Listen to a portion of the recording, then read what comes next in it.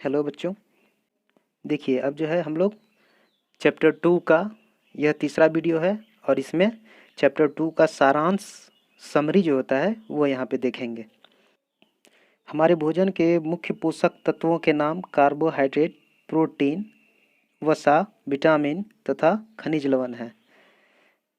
हमने जो कुछ भी पढ़ा अभी तक, इससे हमें यह समझने को मिल रहा है कि हम जो भोजन करते हैं उसमें हमारे पोषक तत्व जो है कार्बोहाइड्रेट, प्रोटीन, वसा, विटामिन तथा खनिज लवण है।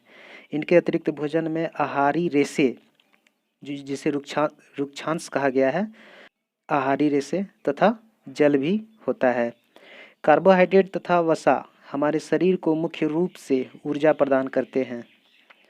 प्रोटीन तथा खनिज लवण की आवश्यकता हमारे शरीर की वृद्धि तथा अनुरक्षण के लिए होता है।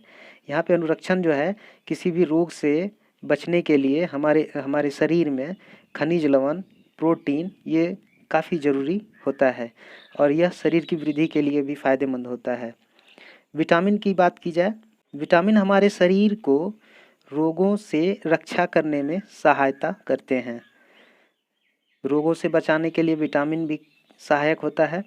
संतुलित आहार में हमारे शरीर के लिए आवश्यक सभी पोषक तत्वों तथा पर्याप्त रुक्षांश और जल उचित मात्रा में उपस्थित रहते हैं। संतुलित आहार जो होता है, संतुलित आहार वही कहलाता है जिसमें पोषक तत्व, सभी पोषक तत्व तथा पर्याप्त रुक्षांश, पर्याप्त का अर्थ है जितना हमें ज़रूरत है उतना उपलब्ध रहता है, उतनी मात्रा में हमें मिलता है। रुक्षांश और जल उचित मात्रा में, ठीक है। हमारे आहार में लंबी अवधि तक एक अथवा अधिक पोषक तत्वों की न्यूनता से, न्यूनता का अर्थ है कमी से, विशिष्ट रोग अथवा विकार उत्पन्न हो सकते हैं। एक यहाँ पे जो है बताया जा रहा है, कुछ ज़रूरतें ऐसी होती है जिसे हमेशा एक सामान्य स्तर पे बनाए रखना होता है। अगर उसमें कमी आ जाती है तो विशिष्ट रोग, कोई एक खास प्रकार का रोग, विकार उत्पन्न हो सकता है। इसके बाद जो है यहाँ पे अभ्यास है। अभ्यास से पहले जो है हम लोगों ने जो कुछ भी पढ़ा इसका हमने एक नोट्स ऐड किया है यहाँ पे। उस नोट्स पे पहले हम लोग देख लेते हैं, उसके बाद हम आगे पढ़ाई करते हैं। हमने पढ़ा फूड यानी भोजन। भोजन में क्या है? पोषक तत्व जिसे न्यूट्रिएंट्स कहा गया है इंग्लिश में। इसके कई पोषक जो है कई प्रकार के हैं। एक है कार्बोहाइड्रेट, दूसरा प्रोटीन, वसा को अंग्रेजी में फैट भी कहा जाता है, विटामिन को विटामिन ही कहते हैं अंग्रेजी में भी, और एक और यहाँ पे है खनिज लवण जिसे मिनरल सॉल्ट कहते हैं, मिनरल्स। अब जो है कार्बोहाइड्रेट के बारे में थोड़ा सा देख लेते हैं हमने क्या पढ़ा। इसके प्रकार दिए गए हैं, यहाँ पे 2 प्रकार लिखे गए हैं, मंड और शर्करा। मंड को अंग्रेजी में हम लोग स्टार्च कहते हैं और शर्करा को शुगर। ठीक है बच्चों, आगे बढ़ते हैं।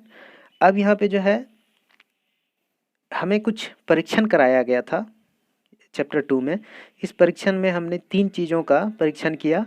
तो पहला है मंड का परीक्षण। अभी हमने पढ़ा मंड जो है वो कार्बोहाइड्रेट का ही एक प्रकार है और उसी का हम पहले पता लगाएंगे। मंड का परीक्षण जो है आयोडीन सॉल्यूशन से करेंगे।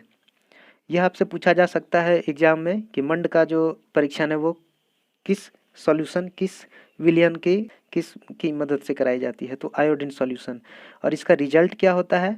रिजल्ट में जो हमने खाद्य पदार्थ लिया है थोड़ा सा मात्रा में, वो ब्लू ब्लैक कलर हो जाता है और यह जो ब्लू ब्लैक कलर है वह स्टार्च की उपस्थिति बताता है। दूसरा परीक्षण है प्रोटीन का परीक्षण। इसमें किन चीज़ों की आवश्यकता होती है, किन विलयन की? तो यह है कॉपर सल्फेट। आप इसे याद कीजिए, आपको यह परीक्षा में पूछा जा सकता है। कॉपर सल्फेट और कास्टिक सोडा, इन 2 चीज़ों की आवश्यकता होती है और इनके परीक्षण का जो रिजल्ट होता है, तो जो हमने फूड यहाँ पे लिया था थोड़ा मात्रा में परीक्षण के लिए, उस फूड का कलर जो है वायोलेट कलर हो जाता है। यह जो है प्रोटीन्स की उपस्थिति दर्शाता है। इसके अलावा तीसरा जो परीक्षण है वो वसा के लिए किया गया है। वसा के लिए जो परीक्षण किया गया है इसके लिए हमें पेपर की आवश्यकता होती है। इस पेपर से हम कुछ मात्रा में जो खाद्य पदार्थ लेते हैं उसे पहले रैप करते हैं, उस पर अच्छी तरह से कवर कर देते हैं और इसका जो रिजल्ट होता है ऑयली पैच यानी तेल का धब्बा आ जाता है पेपर पे। तो यहाँ पे जो तेल का धब्बा आता है वह यह दर्शाता है कि उस फूड में जो हमने परीक्षण के लिए लिया है उसमें फैट की उपस्थिति है, प्रेजेंस ऑफ फैट। इसके अलावा और हमने क्या देखा, हम जो भोजन करते हैं भोजन में पोषक पदार्थ होते हैं, इसके अलावा रुक्षांश होते हैं। हम अगर भोजन लेते हैं उस भोजन में जो कुछ भी हम खाते हैं उसमें पोषक तत्व होते हैं। ये पोषक तत्व हमने देख लिया क्या है, कार्बोहाइड्रेट, वसा, प्रोटीन, विटामिन, खनिज लवण, और इसके अलावा बाकी जो कुछ भी है वो रुक्षांश है यानी डाइटरी फाइबर जिनकी आवश्यकता हमारे शरीर में होती है। इसके अलावा कुछ ऐसे डिजीज़ हैं, रोग हैं जो किसी न किसी विटामिन की कमी की वजह से होती हैं। तो ये भी हमने चैप्टर 2 में पढ़ लिया है, एक सारणी में हमने देखा था। इसके बाद बच्चों आइए अब हम इसका अभ्यास करके देखते हैं। हमारे भोजन के मुख्य पोषक तत्वों के नाम। मुख्य पोषक तत्वों का नाम काफ़ी बार पढ़ चुके हैं, आप तुरंत बता सकते हैं इसका आंसर।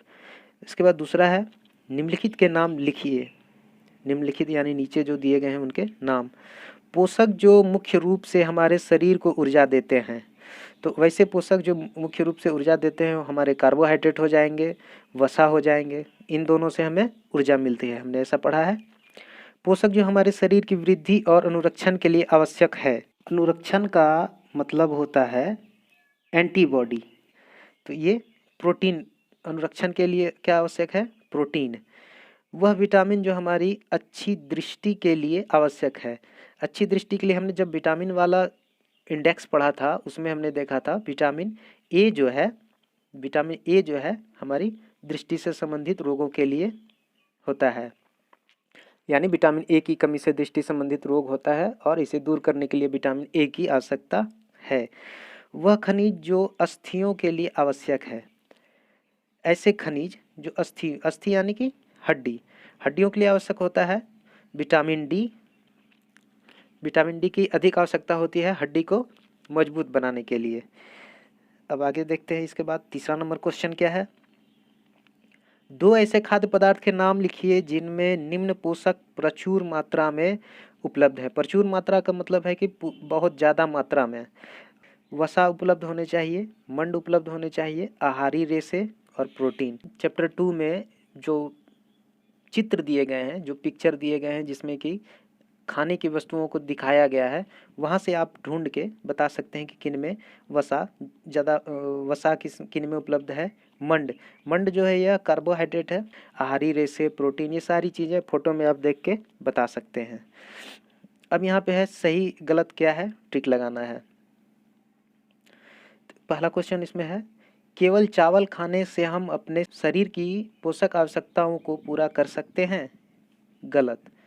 केवल चावल खाने से हम अपनी पोषक आवश्यकताओं को पूरा नहीं कर सकते। पोषक का मतलब है वो सभी चीज़ें, कार्बोहाइड्रेट, प्रोटीन, वसा, ये सारी चीज़ें चावल में उपलब्ध नहीं होती है। संतुलित आहार खाकर अभावजन्य रोगों की रोकथाम की जा सकती है। यह सही हो सकता है। हमने ऐसा पढ़ा, संतुलित आहार नहीं लेने की वजह से अभावजन्य रोग उत्पन्न होते हैं, तो इनकी रोकथाम के लिए हम संतुलित आहार लेकर इस रोकथाम कर सकते हैं। इसके बाद अगला क्वेश्चन देखिए, शरीर के लिए संतुलित आहार में नाना प्रकार के खाद्य पदार्थ, नाना प्रकार यानी अलग अलग प्रकार के खाद्य पदार्थ होने चाहिए शरीर के संतुलित आहार में, तो यह सही है। हमारे संतुलित आहार उसी को कहते हैं जिसमें हर प्रकार का पोषक पदार्थ होना चाहिए। तो हर प्रकार के पोषक के लिए हमें अलग अलग तरह के खाद्य पदार्थ भी चाहिए। शरीर को सभी पोषक तत्व उपलब्ध कराने के लिए केवल मांस पर्याप्त है, तो यह गलत है। अब है रिक्त स्थानों की पूर्ति कीजिए, यानी fill in the blanks. Dash vitamin D के अभाव से होता है, तो हमने इंडेक्स में पढ़ा था रिकेट्स विटामिन डी की कमी से होता है। अगला है डैश की कमी से बेरी नामक रोग होता है, तो यह जो है विटामिन B1 की कमी से बेरी नामक रोग होता है। विटामिन सी के अभाव से डैश नामक रोग होता है। विटामिन सी की कमी से स्कर्वी नामक रोग होता है। आप इंडेक्स देख लीजिए, वहाँ से सारी चीज़ें दी हुई है। स्कर्वी नामक रोग होता है। हमारे भोजन में डैश के अभाव से रतौंधी होता है। तो रतौंधी जो है यह आँखों से संबंधित बीमारी है, और आँखों से संबंधित जो भी बीमारी होती है वो विटामिन ए की कमी से होती है। यहाँ तक हमने जो कुछ भी अभ्यास था देख लिया। प्रस्तावित परियोजनाएं एवं क्रियाकलाप, बच्चों आप इसे खुद से पढ़ सकते हैं और समझ सकते हैं। अब जो है चैप्टर 2 पूरी तरह से समाप्त हो चुका है। आगे एक्सरसाइज देख लिया, समरी हम अपने तरफ से नोट्स ऐड करके बता दिए हैं। अब आप इसे रिवीजन कीजिए। एक बार में समझ नहीं आए 2 बार देखिए, कमेंट कीजिए।